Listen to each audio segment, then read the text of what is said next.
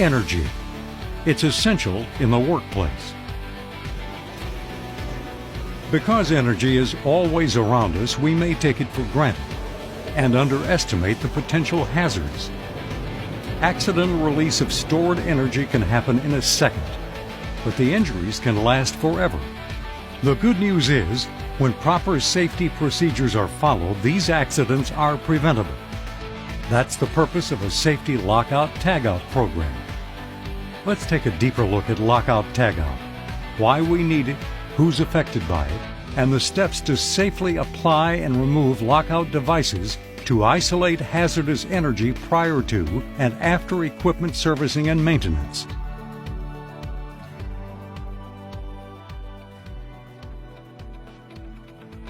A wide variety of machines and equipment is used daily in industrial environments, but never forget the potential danger. Machines require energy to operate. Energy that's potentially hazardous to workers if not properly controlled during maintenance procedures. The consequences can last a lifetime. Hazardous energy comes in many different forms, such as electrical, mechanical, hydraulic, pneumatic, chemical, thermal, or other energy. All these energy types can unexpectedly start up equipment if not controlled. That's why the energy sources need to be identified and locked, blocked, or released before anyone services the equipment. Each year, nearly 10% of all serious workplace accidents result from the failure to properly control hazardous energy. In fact, failure to correctly perform lockout-tagout ranks in the top 10 citations every year.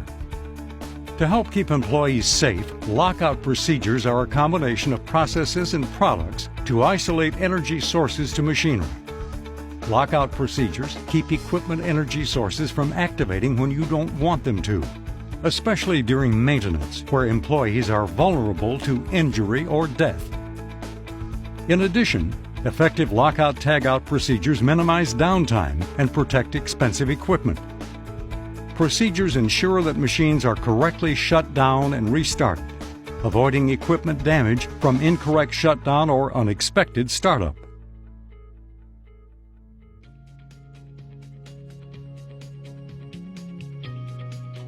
The federal law that governs lockout-tagout is an OSHA standard for the control of hazardous energy. The law spells out requirements to disable equipment and prevent release of stored hazardous energy during maintenance. The primary focus is on general industry, but the OSHA standard also applies to other work environments. OSHA has specific standards for marine terminals, longshoring, and the construction industry. In addition, other industry-specific safety organizations exist, such as MSHA, the Mine Safety and Health Administration. The OSHA standard applies to businesses in any of these situations. When an employee is required to remove or bypass a guard or other safety device.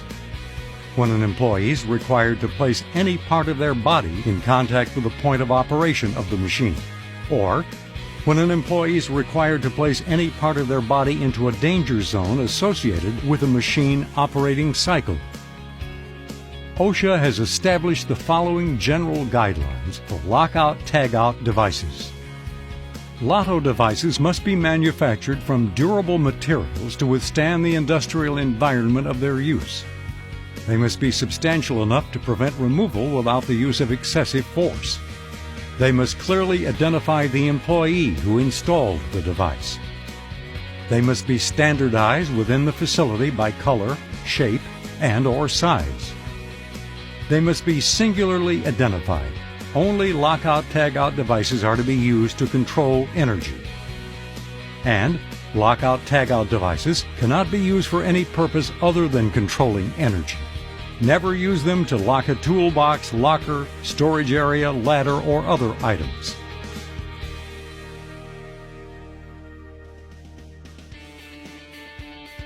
Lockout impacts a variety of workers at a facility.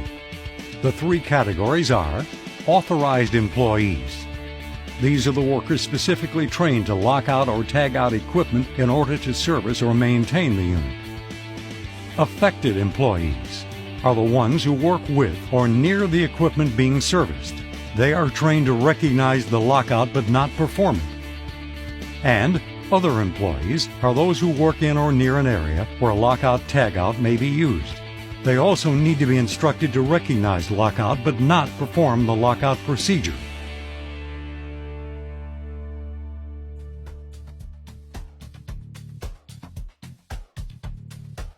There are 4 key components to an effective energy control program. Beyond having sufficient safety padlocks and lockout devices on hand, there needs to be machine-specific lockout procedures, inspections, audits, and employee training. Machine-specific lockout procedures outline the specific steps and requirements that an authorized employee needs to complete to safely lock out a piece of equipment. This includes posting the procedure at the equipment location for easy reference.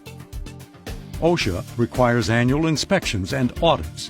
Inspections ensure that employees are correctly following the energy control procedures. Audits verify that the written procedures correctly describe the steps to isolate the equipment's energy sources. And the 4th element of the program, employers are required to train their employees to make sure they understand and can follow lockout procedures. Retraining is required to maintain proficiency. Whenever an employee has a new job assignment, whenever control methods change, such as new steps due to equipment modification, revised steps for a procedure change.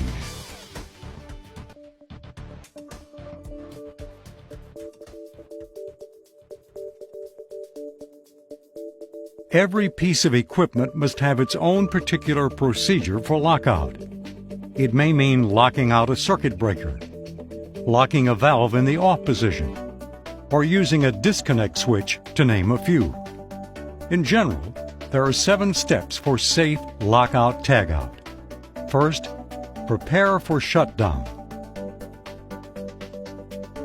Locate all the energy sources that power the equipment. Each source is identified on the machine's lockout procedure. Next, notify all affected employees that you're ready to start a lockout procedure. Step 3. Stop the equipment by following its normal shutdown procedure. Step 4. Isolate the equipment by turning off the energy at the main power source. Step 5. Apply a lock and appropriate lockout device to each energy isolating device. Each lockout point that is detailed in the lockout procedure. For example, a gate valve needs a gate valve cover. The lock or tag that goes with it must clearly indicate who applied the lockout device. If several people are going to work on a piece of equipment, each one must apply his or her own lock to the isolation device. This ensures that the energy source will remain off until each employee removes his or her lock. Step 6. Release or secure any stored energy. This may involve draining valves, releasing hydraulic pressure, blocking moving parts, or however it's detailed in your company's procedures. Step 7. Verify the power is shut off by trying to restart the machine. Once verified, return the machine's switch to the off position.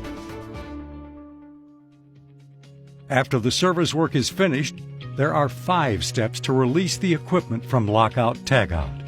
First, make sure all tools have been removed and all machine guards are back in place. Check that all employees are clear of the machine. If you can't see inside a piece of equipment, take a head count. Remove the lockout-tagout devices. Each person must remove his or her own lock and tag. Before you restart the equipment, notify all affected employees that the lockout-tagout devices have been removed. And finally, restore energy to the equipment in the order indicated by the lockout procedure. A high percentage of accidents happen just after shift changes. It's often due to a lack of communication. That's why you should meet at the lockout-tagout device with the person you're relieving. And then, before you leave, meet with the person who's relieving you. In general, if a piece of equipment is locked out at a shift change, the person on the next shift has to apply his lock before you can remove yours. If for some reason the person who applied the lock is not available, the supervisor may remove the lock and tag by following the company's pre-established written procedure. The supervisor must verify that the employee who applied the lock is not at the job site and make reasonable efforts to reach the employee. Before that employee returns to work, the employer must let him know the lock or tag has been removed and the equipment is no longer de-energized. Working around hazardous energy can be safe, but only when everyone takes responsibility for their part in the safety lockout-tagout program. It starts with the employer, who establishes the safety lockout procedures and conducts training, audits, and inspections. And safety also depends on employees to learn and follow the procedures for lockout-tagout each and every time.